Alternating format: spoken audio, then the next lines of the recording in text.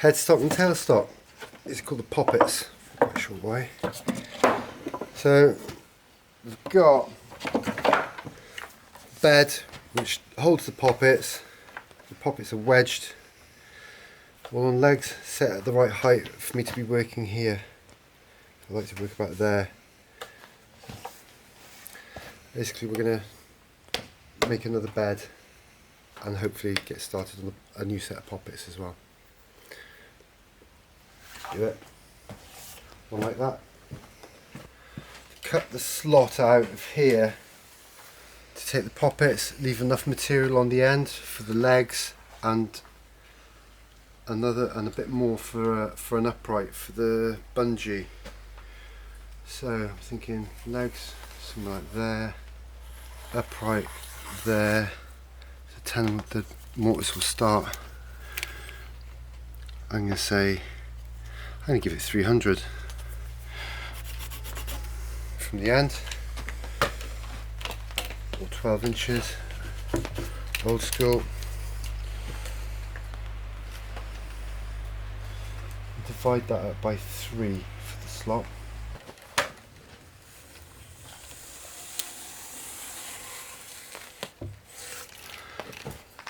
So they should be parallel. Yes, nice.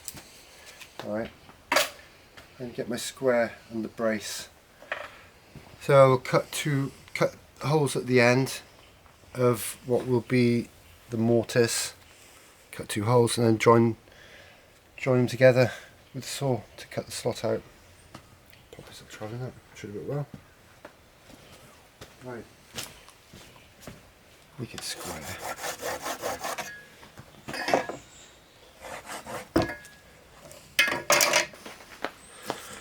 Eyeballing down the outside of the drill bit to the line on the 2 sides to make sure I've got it in exactly the place I want.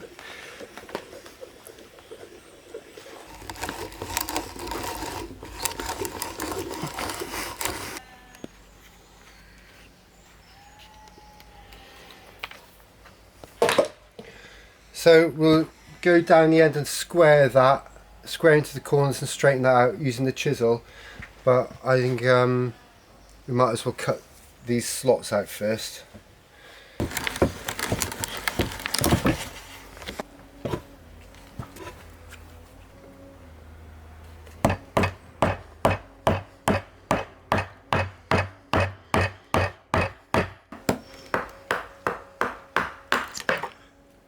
So just taking the high spots off with the chisel now so I can get the saw cut in on this line.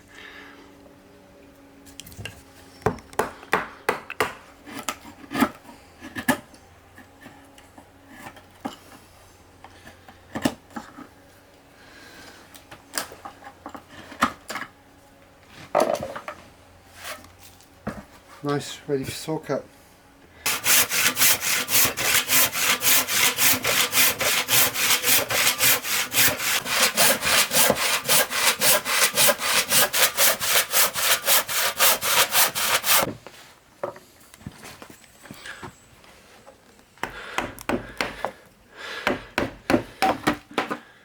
Sweet.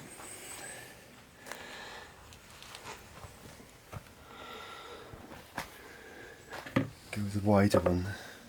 It's quite sharp. It should be alright for this little bit.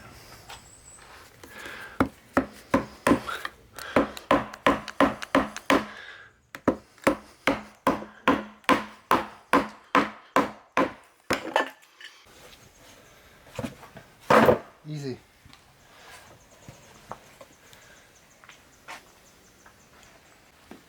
So all the wood that I'm using for the bed and the poppets is oak. Doesn't have to be exact specific size, but this piece happened to be 8 inches by 2 inches, fairly substantial. If it was softwood, it'd have to be bigger, more chunky. But as we've got oak, I think that'll be big enough. The headstock and tailstock for the new lathe is going to be a much bigger piece of wood. And there'll be more weight, more substantial, there'll be less vibration and movement, although there's not a lot on this one, but I think that the new one will be better. bigger. It does mean I'll have less space in between the centres, because obviously the bit of wood will be larger, taking up some of the slot. But I'm not worried about it, I think it'll be fine. That's by chance. All the same. So I've come in from there, 300mm, 12 inches, to leave enough room for the legs and uprights that I put my bungee drive on. If I were using it traditionally, it would just be a stick with the bungee attached to the stick, and as the pole bends, which is where the pole gets its name from. It's the pole that's used as the drive. Your leg is the drive, the pole is the recoil. But, yeah. Cool. Right, let's cut the poppets. Okay, let's mark out the tenons now. Tenons up here that will go into the groove that we've cut in the bed.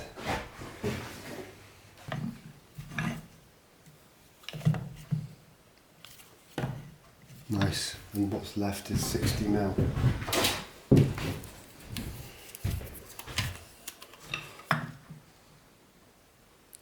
It's a bit over 60 actually, I need to bring it down a little bit more.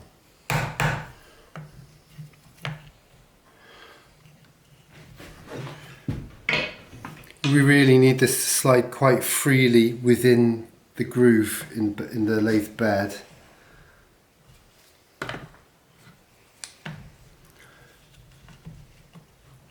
As it will be held in place by wedges. So I suppose this is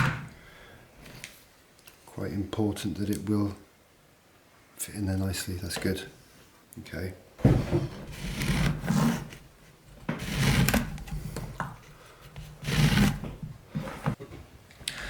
And continue that line right around so I can see it from every side.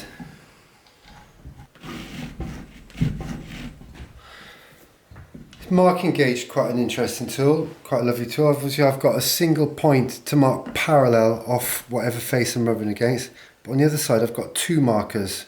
One is adjustable separately with this thumb screw to the other, so you can set the furthest one away from the face side and set the other one the distance apart that would be both sides of a mortise, like so.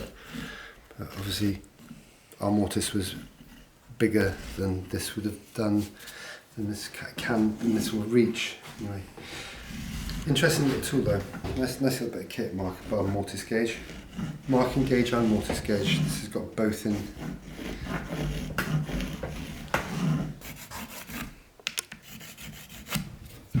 So that is waste. That's all waste.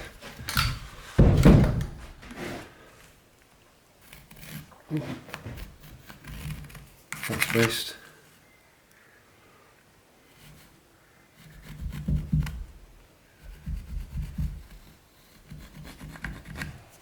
That's waste. So when those are all cut away, that will go upright and drop down into the groove that we've cut, into the mortise that we've cut out on the bed.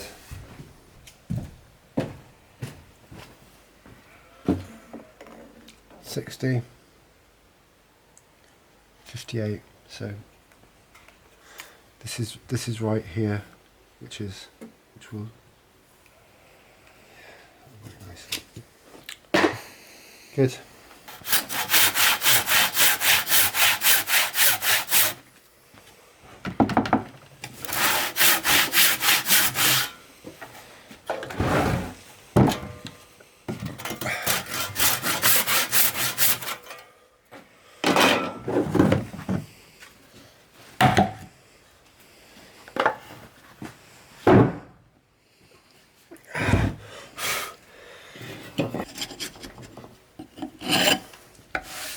Nice.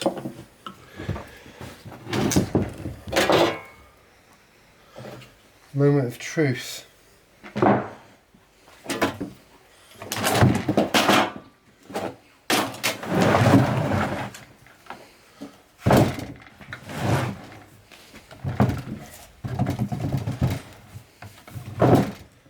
Yep. Oh yes, that's going to be so solid. So this being the tailstock, this will have the bent one coming out. This end will be taller and have the centre coming from the face, which will line up with the tip of this one coming out, like on that lathe. Yeah.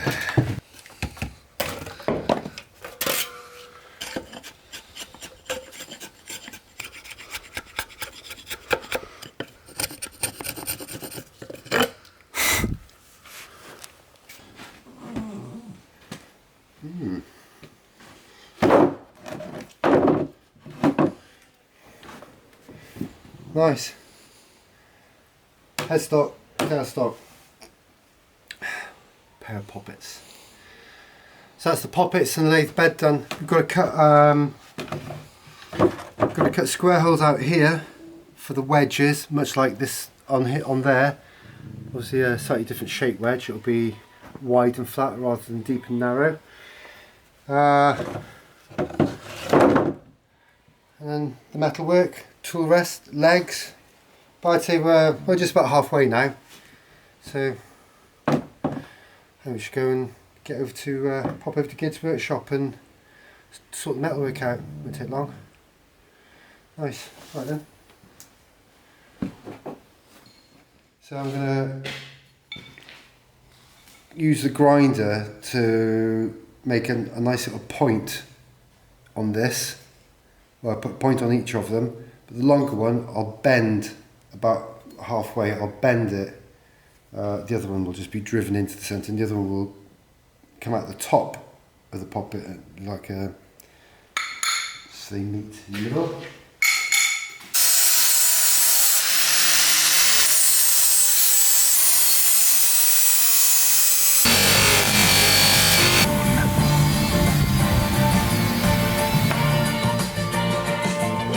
To the wonderful Billy Ocean soon. I've got a piece of that, just nice, nice. Same again.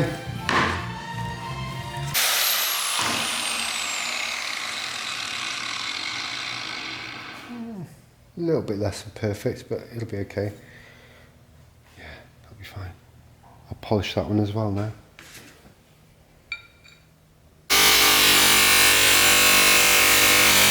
So,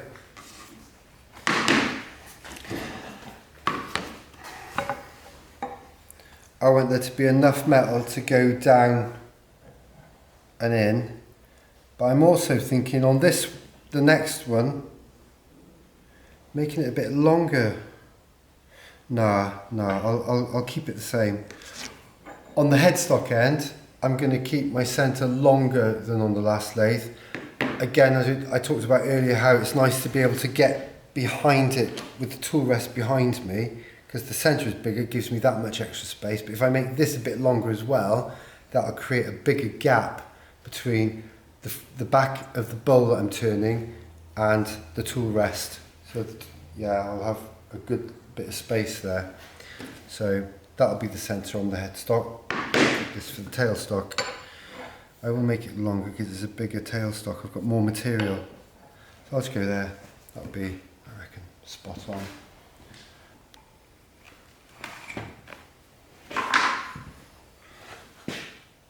So the bend will be on the chalk line.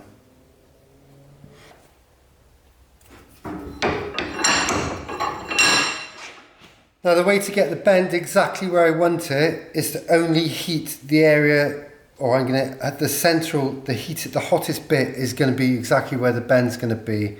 So the bottom bit of the bar and the top bit, I'll hold the top bit with the tongs. They'll stay straight because they won't be warm. The bit in the middle will be heated up, and metal basically goes like putty when it's hot enough. So, and then I'll just crank it over, get some tongs. Some more gas in it.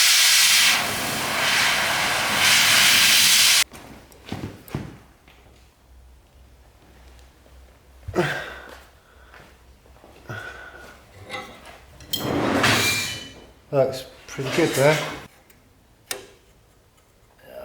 up a bit, isn't it?